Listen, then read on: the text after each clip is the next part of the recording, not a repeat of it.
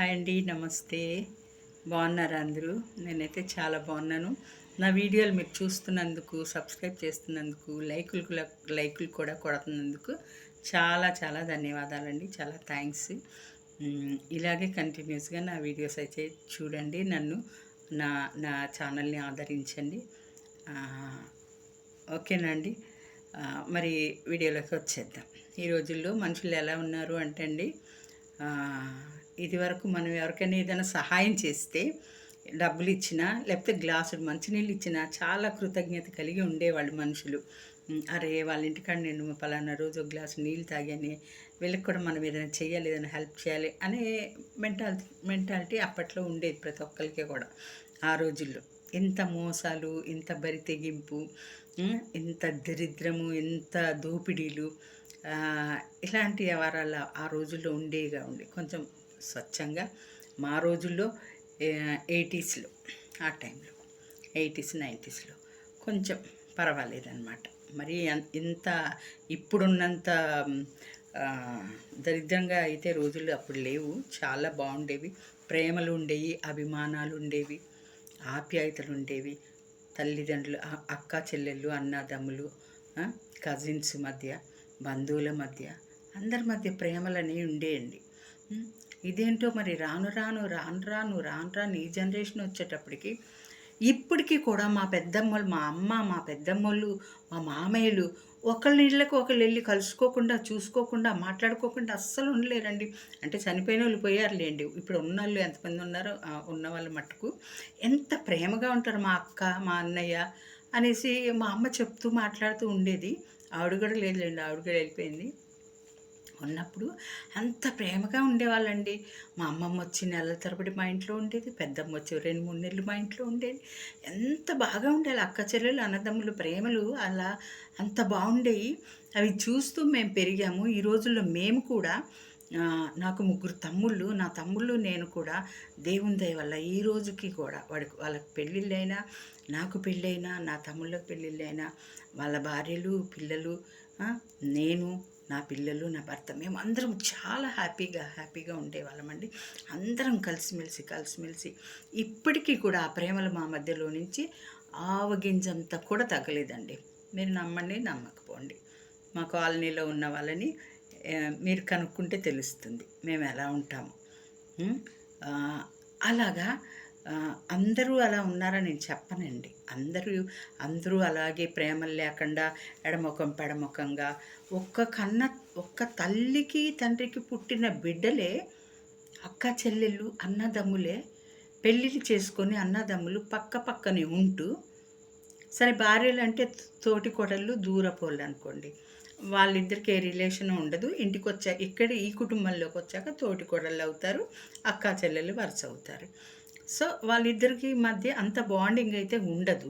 మరి వీళ్ళ అన్న తమ్ముళ్ళు కదా, వీళ్ళు మాట్లాడుకోరు. ఒకడు ఎదురొస్తే ఒకడు ముఖం తిప్పుకొని తల ఉంచుకొని వెళ్ళిపోతారు. వాడెవడో పరాయోడు అన్నట్టు వీడు చూసుకుంటూ వెళ్ళిపోతాడు, వీడెవడో పరాయోడు అన్నట్టు వాడు చూసుకుంటూ వెళ్ళిపోతాడు. ఈ ఇంటి మీద కాక ఆ ఇంటి మీద వాళ్ళదు, ఆ ఇంటి మీద పిల్లి ఇంటి మీదకి రాదు. అలా ఉందండి. ప్రేమలు లేవు, చల్లారిపోయే ప్రేమలు. అంటే అందరూ ఇలా ఉన్నారని నేనైతే చెప్పను. నేను చూస్తున్న కొన్ని ఇళ్ళల్లో పరిస్థితులండి. అలాగే అక్క చెల్లెళ్ళు, చిన్నప్పుడు ఒక్కింట్లోనే చిన్న ఇళ్ళల్లో బిల్డింగ్లు ఉన్న వాళ్ళు బిల్డింగ్లు ఉంటాయి, డాబాలు ఉన్న డాబాలు ఉంటాయి. మాలాంటి మధ్యతరగతి వాళ్ళకి తాటెకలు ఇల్లే ఉన్నాయండి ఆ రోజుల్లో. తాటెకలు ఇల్లు, గడ్డిల్లులు, వాటిలోనే ఎంత ప్రేమగా గడ్డిల్లులు, తాటెకిల్లులు. శనివారం వచ్చి ఆదివారం చర్చికి వెళ్ళాలని శనివారం మధ్యాహ్నమే మా అమ్మ పేడ తెచ్చి, మట్టి పేడ కలిపేసి చక్కగా ఇల్లు ఇలా చక్కగా అలుక్కొచ్చేసేది. ఉన్న 2-3 రూములు కూడా అలికేసి, దానికి శుద్ధ నాముండలు ఉంటాయి కదా, అవి నానబెట్టి ఒక ఇంత క్లాత్ పట్టుకొని దాంట్లో ముంచి ముగ్గులు పెట్టి భలే ఉండేదండి. చల్లగా ఉండేది ఎండాకాలం కూడా. గడ్డిల్లు, తాటకిల్లు అవునండి. చాలా బాగుండేది.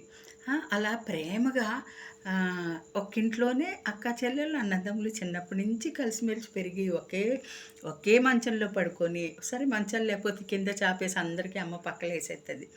ఒకే పక్క మీద అందరం పడుకొని, అలా పెరిగిన వాళ్ళము పెద్దయిన తరగతి పెద్దయ్యాక పెళ్ళాలొచ్చాక ఏం రోగాలొత్తాయి వీళ్ళకి?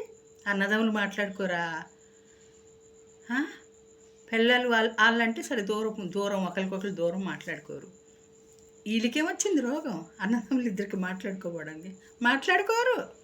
బద్ధశత్రులాగా ఉంటారు. అలాగే వీడి పిల్లలు కూడా. ఈళ్ళు కూడా మాట్లాడుకోరు.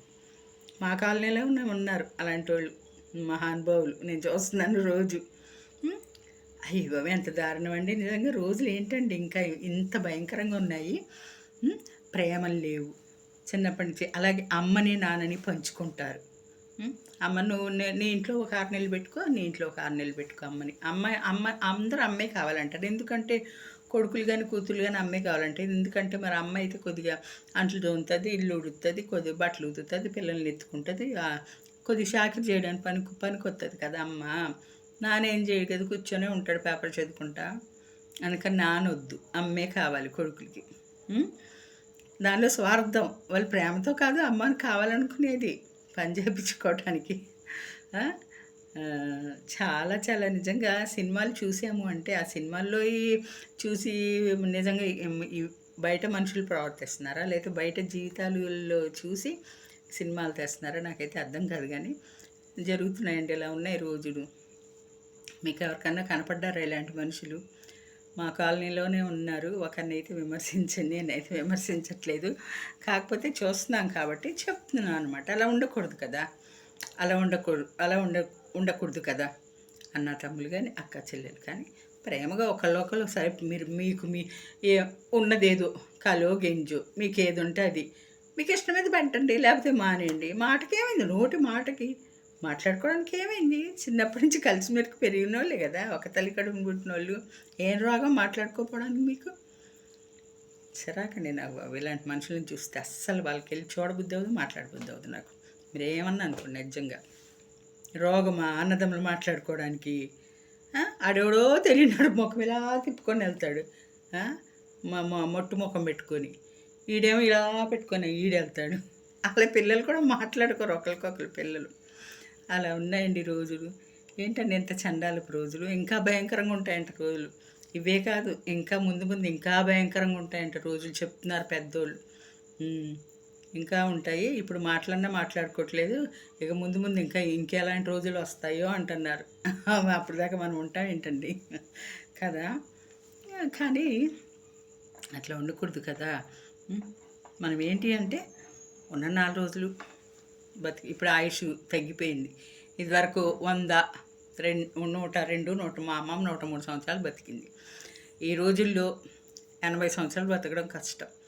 మరి షుగర్లు బీపీలు థైరాయిడ్లు ఏ రోగాలు లేకపోతే బతకొచ్చాము 80. ఇంకా అవన్నీ పెట్టుకుంటే 60 దాకా కష్టమే. ఇప్పుడైతే మరి బీపీలు వచ్చేసి 35కి 30కే టపాలు కట్టేస్తున్నారు. ఎంతమంది అండి కార్డియాక్ అరెస్ట్, హార్ట్ ఫెయిల్ అయిపోయి చనిపోతున్నారు, బీపీ హై అయిపోయి అండి. చిన్న పిల్లలు కదండి, చిన్నవాళ్ళు, వయసు అబ్బాయిలు కానీ అమ్మాయిలు కానీ. అబ్బాయిలకి ఎక్కువ ఇలా అవుతుంది చూశాను నేను, చెప్పుకోవడం కూడా విన్నాను అనమాట. అలా మన ఆయుష్ ఎంతవరకు ఏంటో మనం ఎప్పుడు ఉంటాం ఎప్పుడు పోతామో తెలియదు. అలాంటప్పుడు కొద్దిగా బయట వాళ్ళతో మంచిగా ఉండాలి, అయిన వాళ్ళతో మంచిగా ఉండాలి, మన తోడపుట్టిన వాళ్ళతో మంచిగా ఉండాలి. కానీ తల్లిదండ్రులను మంచిగా చూసుకోవాలి. అప్పుడే కదా నలుగురు మెచ్చుకుంటారు.